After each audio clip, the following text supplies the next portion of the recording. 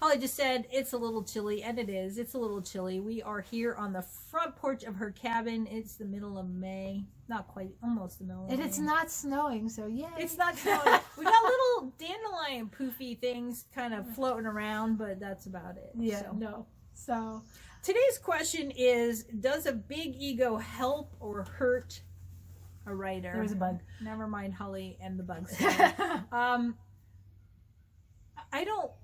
I don't like big ego people at all. Generally speaking, if you have a big ego, then you're probably a jerk. I'm sorry. That's just that's how I... And if somebody ever said they met me and felt that I came off like I thought I was all that and then some, I would be embarrassed to the core of my body, because I have never... Now, and that's not to say that when there's a big group of people, I cannot give 100% attention to everybody, but that I don't feel like it's ego, it's logistics. It is, exactly. But there's nothing more than I enjoyed than sitting down. I had a friend from Texas who had read all my books and came to Erie. Yeah. And we went to the zoo. And wanted to know if we could get together for coffee. And I met her on Presque Isle, and we spent the day together driving around Presque Isle. The next day we met Susan at the zoo. And it was such a blast. I have a friend who lives in New Orleans that we were just talking about being down there. I'm like, oh, if I were in New Orleans, I know just where I want to go to dinner. She took me to this wonderful, wonderful restaurant that had a Zydeco band. And when they came over, and I don't tend to, and I like a good beer, and I don't tend to do more than one. But when I'm at conference, I don't tend to drink at all. But he was listing off what he had, and he said, we have this. And it is a Cajun Guinness.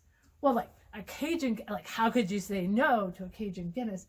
But it was delightful just hanging with her and a couple other people.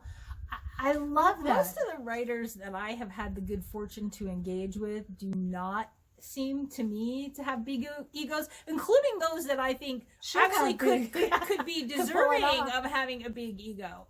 Nora Roberts is just a very down to earth. When I have engaged with her at conference and stuff, love her, wonderful. And Lord help us, if anyone was entitled to a big ego, it would be her. Well, I went into my first Harlequin party with her, and she was delightfully wonderful. So. Exactly, but so I don't know. To me, a big ego hurts you no matter what. Now, it doesn't matter if you're a writer or a singer or an actress or just a person. The guy at Starbucks. We, generally, if you have a big ego and you think a lot of yourself, I don't think that much of you. Yeah. But I think maybe what the question might have been maybe wondering about is more confidence, because I will tell you, you do need to have a certain amount of confidence in the industry. Because you will get people who will write negative reviews about your books, and you have to have a thick skin. And when you're starting rejection letters, you have to be able to see past that and not take that personally. And I'm not saying it's easy, because it's not. No. That is your baby that you have created, and you put it out there. And going back and reading some of my early books, I hope you can see the difference. I hope you all pick them up, because I think that you can see the kernels of the writer I've become in those early books, and most of them are still out and about, so you can pick them up. That being said, when I go back and I'm looking at one of the older ones, I'm like, oh, that was good. If I'd written it today, though, I would have. But I stand by those works. But it was a certain amount of confidence that, like, when things got rejected, you could do this if you kept at it and you got better at it. You could do it. You have to have you do have to have that certain amount of self-confidence. And confidence isn't ego, and it helps too that on days that your confidence is waning, to have a good friend that says, no, you don't suck.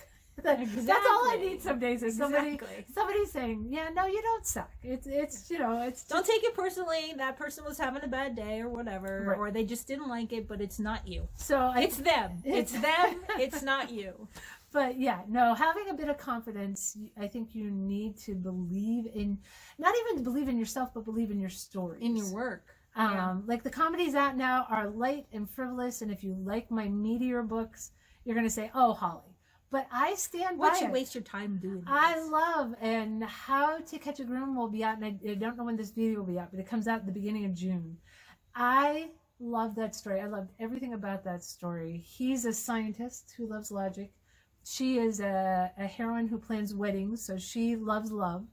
And watching these two people together, I just laughed my butt off. He has a cat named Schrodinger, and I've talked about that before, who's a physicist that you might not find funny, but I find it totally funny.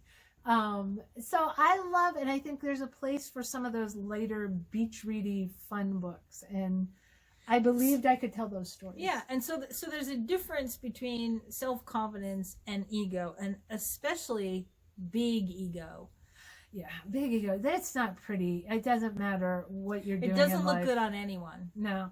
So that's our 2 cents on that. We could have called this Holly and Susan's 2 cents. That makes 4 cents. There you go. Yeah, there you go. I like that. There you are. We'll see you next time.